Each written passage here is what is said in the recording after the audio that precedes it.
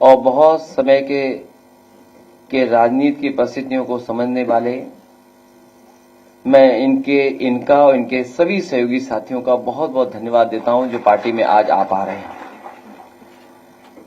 मदन गौतम जो हमारे ही जनपद के हैं, हमारे साथ रहे, कई बार के विधायक हैं।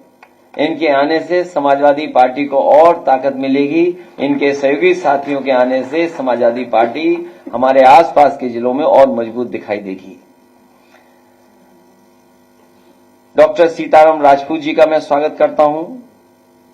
परवेज आलम जो बहुजन समाज पार्टी छोड़ करके आए हैं, मैं उनका और उनके सभी सहयोगी साथियों का बहुत बहुत स्वागत करता हूं। इलियास अंसारी साहब, जिन्हें हम मना लेते तो शायद हमारे साथ ही रहते, लेकिन कुछ राजनीतिक परिस्थितियों की वजह से वो हमें छोड़ करके चले गए थे, लेकिन बहुत ज्यादा दिन दूर नहीं रहे। आज पुनः समाजवादी पार्टी में और इस आंदोलन की मदद करने के लिए आए। मैं उनका भी बहुत बहुत स्वागत करता हूं और हमें उम्मीद है कि वो और उनके सभी सहयोगी साथी मिलकर के समाजवादी पार्टी की मदद करने का काम करेंगे। मुझे खुशी है इस बात की कि बहुत सारे साथी ये चाहते थे कि सुबोध यादव समाजवादी पार्टी में शामिल हो जाएं, और आज वो और उनके बहुत जिम्मेदार और बहुत ही बड़ी संख्या में साथी आए हैं। मैं सुबोध यादव का और उनके सभी साथियों का बहुत बहुत स्वागत करता हूं। समाजवादी पार्टी को मजबूत बनाने का काम करेंगे। तिलक चंद वर्मा जी जो हरदोई में बहुजन समाज पार्टी से लड़े थे, आज पुनः समाजवादी पार्टी में शामिल हो रहे हैं। इनके आने से लखनऊ से लेकर के हरदोई, उन्नाव और आसपास के जिलों में समाजवादी पार्टी को मजबूती मिलेगी। इनका समाज और खासकर बहुजन समाज के लोगों को जोड़ने का काम करेंगे। इससे आने वाले समय में जो 2024 में चुनाव होने जा रहा है, उसमें बहुत बड़े पैमाने पर सहयोग मिलने जा रहा है। लतेश बिदोड़ी जी राष्ट्रीय युवा लोकदल छोड़ करके आए हैं। हम उम्र हैं, नौजवान साथी हैं। ये लंबे समय तक हमारी पार्टी के साथ जुड़ करके समाजवादी आंदोलन को मजबूत करेंगे। मैं इनका भी बहुत बहुत स्वागत आज समाजवादी पार्टी में करता हूं।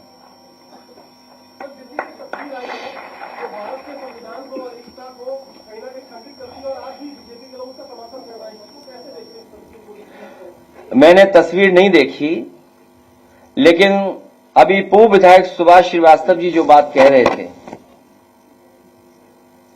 कि ये संविधान बचाने का चुनाव है, लोकतंत्र बचाने का चुनाव है, आरक्षण बचाने का चुनाव है, अपना सम्मान बचाने का चुनाव है। और अगर हम कहें कि अपनी आजादी बचाने का चुनाव है, तो जिस तरीके से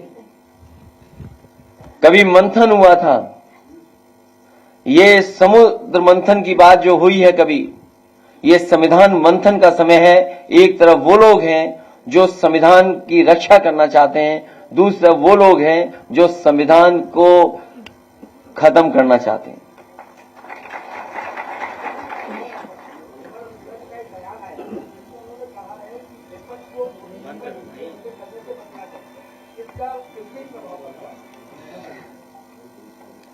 उत्तर प्रदेश के लोग स्वागत भी अच्छा करते हैं, और उत्तर प्रदेश के लोग जब विदाई करेंगे वो भी बड़ी अच्छी करेंगे। जो लोग 14 में आए थे वो 24 में जाने वाले हैं, और 10 साल हिटलर का ही समय था। 10 साल से ज्यादा वो नहीं रह पाया वहां पर, तो 10 साल तो इनका भी पूरा हो गया।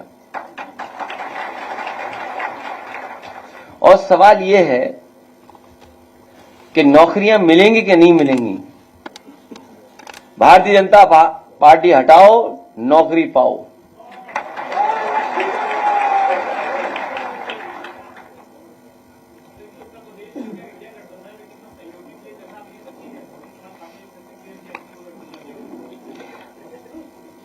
जिसका दाना उसका गाना। प्रेस के लोग आप भी बचिए।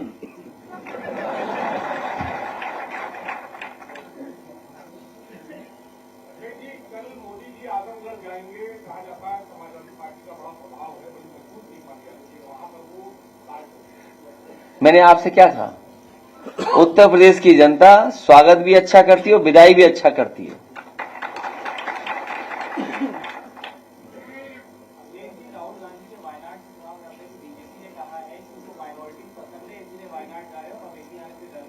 और मैं तो ये कहता हूं माइनॉरिटी सबको पसंद करना चाहिए। जो कमजोर हो, जिसके साथ अन्याय हो रहा हो, उसके साथ खड़ा होना चाहिए सबको। और प्रेस के साथियों, आपको भी खड़ा होना चाहिए। कल आप कमजोर होगे तो आपके साथ कौन खड़ा होगा? जब आपके लोग जेल जाते हैं तो समाजवादी लोग खड़े होते हैं आपके साथ। आप भी हम लोगों के साथ खड़े होइए।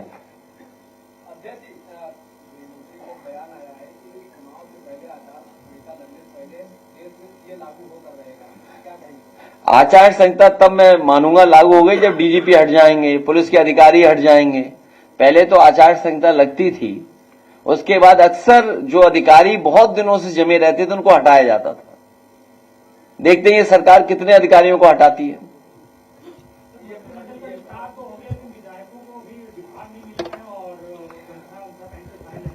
जब तक विभाग मिलेगा और प्रमुख सचिव को अपॉइंट कराएंगे तब तक चुनाव आ जाएगा।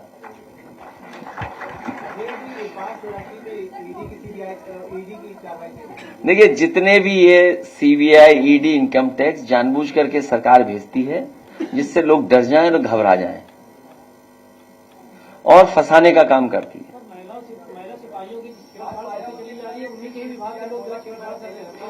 ये एक लंबी सूची है।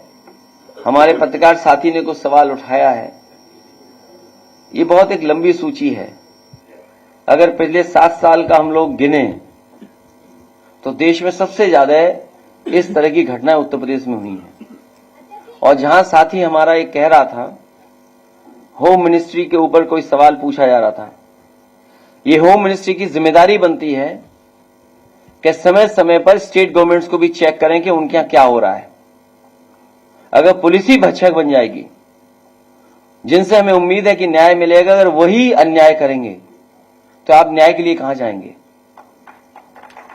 तो ये जो घटनाएं बढ़ी हैं, ये पुलिस हेडक्वार्टर से लेकर के और थाने तक की घटनाएं, आप इस बारे में जानकारी कर सकते हैं। सबसे ज्यादा उत्तर प्रदेश में है। जिस तरीके से जब से बीजेपी की सरकार आई है, दिल्ली में 1 लाख, पूरे उत्तर भारत में 1 लाख किसानों ने आत्महत्या की है। सोचो, जिस देश में 10 साल में 1 लाख किसान आत्महत्या करता हो, जहां पर यह बताया गया हो कि आय दोगुनी हो जाएगी, यहां जितने लोग बैठे हैं सब किसान परिवार के हैं।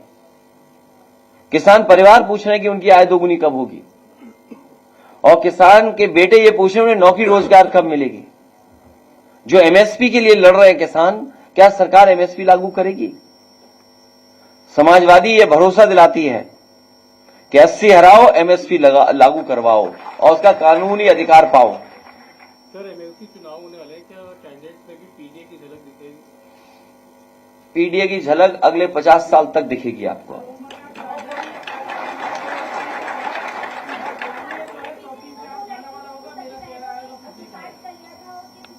वो गंभीर मामला है जहां 2 बहनों ने आत्महत्या की और पिता ने भी जान दे दी।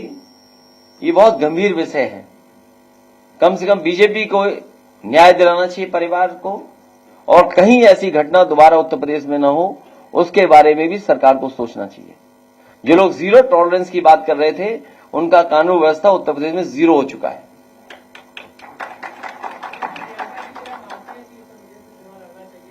किसको?